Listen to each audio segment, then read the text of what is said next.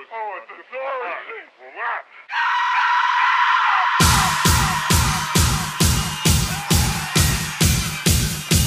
you very much.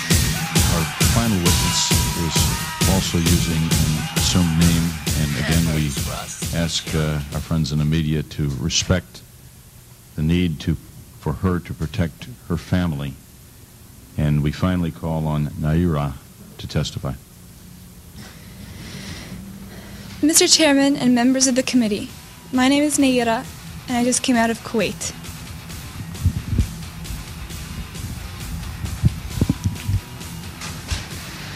My mother and I were in Kuwait on August 2nd for a peaceful summer holiday.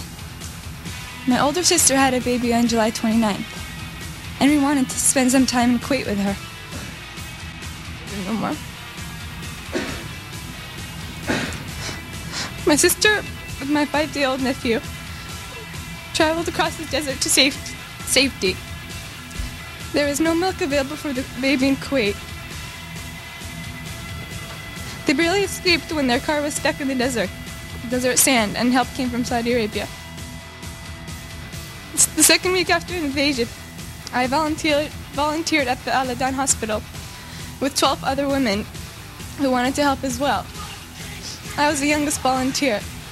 The other women were from 20 to 30 years old.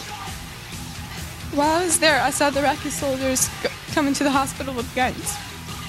They took the babies out of the incubators. Took the incubators and left the children to die on the cold floor. That was bullshit. President George Herbert Walker Bush pushes for a land war against Iraq. But polls show the U.S. public is split 50-50 on that idea. Then comes this eyewitness testimony before a congressional committee from a 15-year-old Kuwaiti girl. The claim is she cannot be identified for fear of reprisals. While I was there, I saw the Iraqi soldiers come into the hospital with guns. They took the babies out of the incubators. Took the incubators and left the children to die on the cold floor. The U.S. public is outraged. The result? Support for land war zooms. It's a turning point. Desert Storm is launched.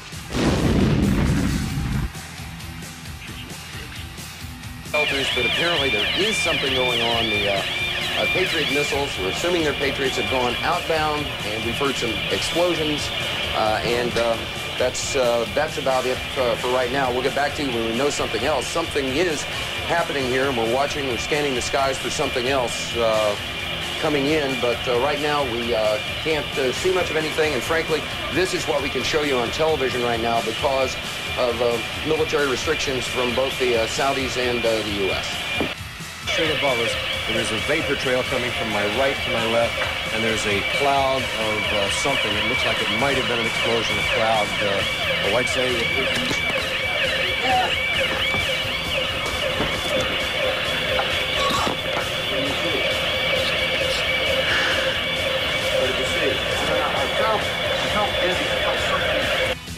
And in the time we've been in Saudi Arabia, I've not seen any evidence of panic in the streets or people running around. People are not exactly taking this as a matter of course, but there's been no wholesale panic or anything.